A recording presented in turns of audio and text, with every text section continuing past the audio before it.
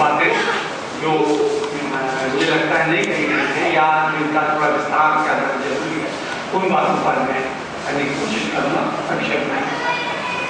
देखिए, मैं इस बात को दोहराना चाहता हूँ कि चारू जी ने कही उस बात को कि हिमालय को बाकी भारतीय उपमहाद्वीप से बिना जोड़े नहीं देखा जा सकता। ये उसका हिस्सा है। जो उसमें परिवर्तन हो रहे हैं, जो उसमें उथल-पुथल मची हुई है, उसका असर बाकी पूरे देश को लगभग कम से कम पूरे उत्तर के भारतीय उपमहाद्वीप को पड़ेगा। ये इससे बचा नहीं जा सकता। पाकिस्तान से बांग्लादेश तक इसका एक उदाहरण यह है कि पंजाब पाकिस्तान में इस बीच जबरदस्त बाढ़ आई हुई है और जहाँ 100-150 आदमी तब तक मारे गए थे, वो सारी वो नदियाँ हैं जो हिमालय से निकल गई काराकोरम से। दूसरी बात की ओर मैं आपको ध्यान देना चाहता हूँ कि 2-3 दिन पहले रिपोर्ट छपी थी, शायद हिंदू में है, कि जो दशा उत्तराखंड की है वो इधर तक अरुणाचल प्रदेश की हुई है। वहाँ सॉरी सिक्किम में जो तिस्ता नदी है उस पर CAG ने कहा है कि इसमें मैक्सिमम अब बहुत से बहुत 6 बांध बनने चाहिए। वहाँ उन्होंने 26 बांध बना दिए और वो अभी भी उन्हीं को नहीं आ रहे। वहाँ जो होगा वो बाद में। असल में वो क्या कहा है कि जो उत्तराखंड का जो शासक वर्ग है, वैसे तो पूरे देश का शासक वर्ग उसी का हिस्सा है, अलग नहीं है, पर उत्तराखंड का मामला या बाहरी क्षेत्रों का मामला इस मामले में भिन्न है कि वहाँ की भौगोलिक स्थिति मैदान की स्थिति से बहुत ज्यादा अंतर है। और दूसरी बात यह है कि वहाँ की संस्कृति भी भिन्न है। हमको जब तक आप इन बातों को नहीं समझेंगे तब तक आप वहाँ की समस्याओं का समाधान नहीं कर सकते। हुआ क्या है कि हमारे जो शासक दल हैं, जो हमारे उन्हीं यहाँ का ही वो विस्तार है, उन्होंने यथावत वही नीतियाँ विकास की अपनाई जो मैदान में चल रही थी। जो पूंजीवादी विकास का पिछले दिनों जो पिछले 2 दशक से जो लिबरलाइजेशन और वो आया है उसने और तबाही कर दी है। ये उसके कारण ये बना है। और तथ्य यह है कि 50 साल के दौर में उत्तर प्रदेश के साथ रहने में तो जो नुकसान उत्तराखंड को नहीं हुआ, वो नुकसान 12 या 14-13 साल में उत्तराखंड बनने के बाद हो चुका। वहाँ जिस तरह के बांध जितनी तेजी से बने हैं वो उसका उदाहरण है। मैं आपको जो मैं इससे पहले कि भूलता जाऊँ, मैंने कुछ बातें नोट करी है जो मुझे बाद में याद आपसे कह रही थी। जब मामला केदारनाथ का, देखिए ये सरकार का कर रही है कि हमारा जो चीफ मिनिस्टर है उसकी सारी चिंता यह है कि केदारनाथ की पूजा शुरू हो जाए। आप ये बताइए कि एक सेकुलर स्टेट की सरकार का काम जो धर्मनिरपेक्ष तत्व अपने को कहती है, इसका संविधान धर्मनिरपेक्ष है, उसका काम क्या सबसे पहला काम धार्मिक पूजन कर देने के लिए स्थापित करना है। उनको ये चिंता नहीं है कि बाकी प्रदेश में कितनी तबाही और हाहाकार मचा हुआ है, लोग किस तरह से पीड़ित हैं, किस तरह से भूख मरने के कगार पर हैं, उनके रोजगार के साधन खत्म हो गए। इनको सारी चिंता ये पड़ी हुई है कि किसी तरह से केदारनाथ में पूजा शुरू हो जाए। केदारनाथ की जो आपदा है जिसको बताया था उन्होंने कि उसका जो चूरा तालाब था, चूरा एक पेड़ है, उसका नाम था, उसके चारों ओर होते थे। हुआ क्या कि आपको ये पता होगा कि उत्तराखंड की कुल जनसंख्या 1 करोड़ के करीब है और वहां 2.5 करोड़ पर्यटक जाता है।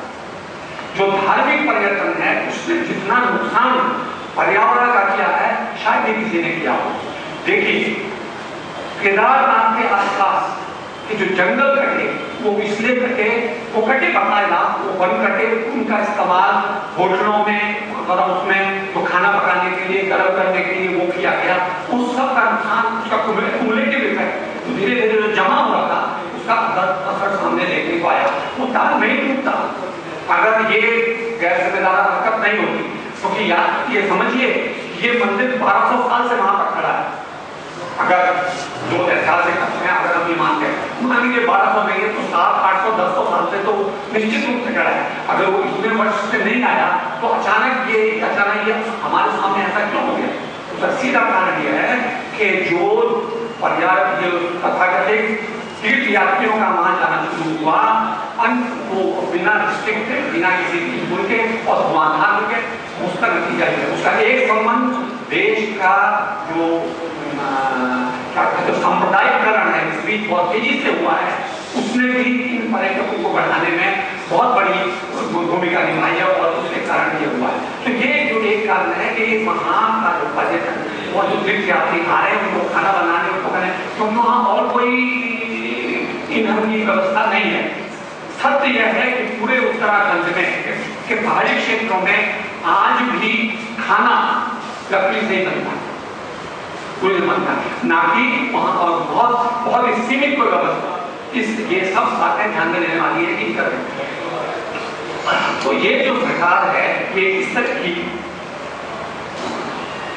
अब जो चिंताएं हमारे मुनीर भाई ने और डॉक्टर साहब ने हमारे साथ करी हैं उनकी ओर मैं आपको ध्यान दिलाना चाहता हूँ। देखिए हुआ क्या है कि जब राजनीतिक नेतृत्व भ्रष्ट होता है, उसका कोई दृष्टि नहीं होती, उसका कोई विजन नहीं है, उसको ये नहीं पता है कि उसने क्या करना है, तो उसके साथ जो नौकरशाही है वो भी लगभग उसी तरह से काम करती है। वो ये मानती है कि जब ये लूट में लगे हुए हैं तो हमारा क्या दायित्व, हमें इसके अलावा एक काम और हुआ है, वो ये हुआ है कि जो पूरी की पूरी ब्यूरोक्रेसी जो ब्यूरोक्रेटिक व्यवस्था थी, जो नौकरशाही थी, जो बना बनाया सरकार का ढांचा था, जिसमें सरकारी कर्मचारी बहुत बड़ी संख्या में लगे हुए थे, उस सबको खत्म किया गया। उसकी जगह अधिकांश काम जो है वो तथाकथित एनजीओ को सौंप दिया गया। इसलिए आपको वहां कर्मचारी भी ढंग से नहीं मिल रहे हैं, जिसका दुष्परिणाम आपको देखने को मिल रहा है।